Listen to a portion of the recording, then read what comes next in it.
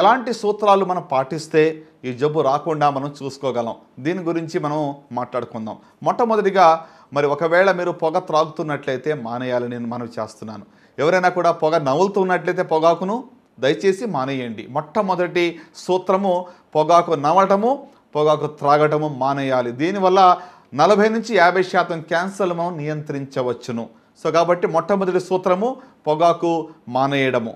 రెండవదిగా చూసినట్లయితే మరి మనం ఊబకాయం అనేటువంటి దానివల్ల క్యాన్సర్ యొక్క సంఖ్యలు పెరుగుతూ ఉన్నాయి. కాబట్టి మన యొక్క శరీరంలో నుండి బరువును బాగా కాపాడుకోవడం అనేది చాలా ప్రాముఖ్యము.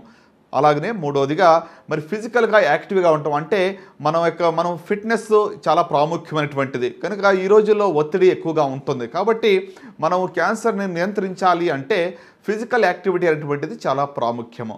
నాలుగవదిగా మనం చూసినట్లయితే మరి అధికంగా మద్యపానం సేవించడం అనేటువంటి వల్ల కూడా క్యాన్సర్ యొక్క సంఖ్య పెరుగుతుంది. కాబట్టి అది మానేయటం వల్ల చాలా మనకి లాభాలు కలుగుతూ ఉంటాయి.